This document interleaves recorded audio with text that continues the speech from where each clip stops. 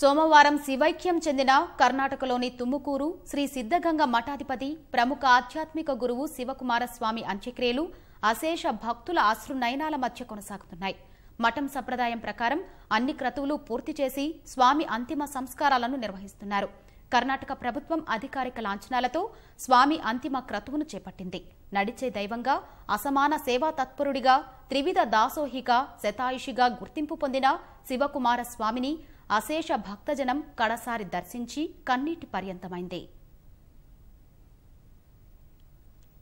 అన్నదాతగా, విద్యాదాతగా, ఆరోగ్య ప్రదాతగా లక్షలాది మంది జీవితాల్లో వెలుగులు నింపిన శ్రీ సిద్ధగంగ మఠాధిపతి శివకుమార స్వామికి భక్తులు కన్నీటి వీడ్కోలు పలుకుతున్నారు.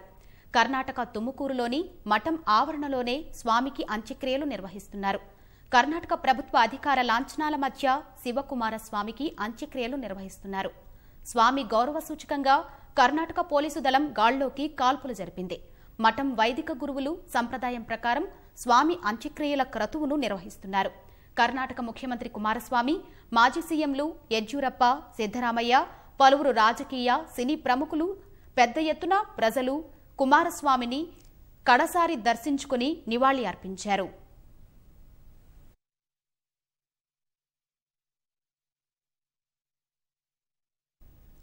ఉదయం నుంచే శివకుమారస్వామి కడసారి దర్శనం కోసం భారీ సంఖ్యలో భక్తులు విచ్చేశారు.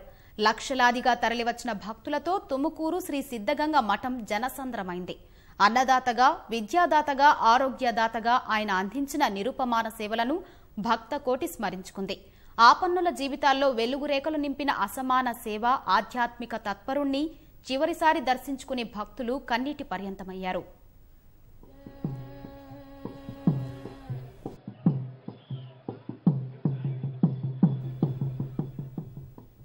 నడిచే దైవంగా గుర్తింపు పొందిన 111 ఏళ్ల శివకుమారస్వామి సోమవారం అస్తమించారు. 2 నెలలుగా శ్వాసకోత సమస్యలతో బాధపడుతున్న స్వామి మఠం ఆవరణలోనే తుది శ్వాస విడిచారు. తన సేవా తత్పరతతో ఆయన అన్ని వర్గాలకు అతీతంగా కర్ణాటకలో లక్షలాదిగా భక్తులను సంపాదించుకున్నారు.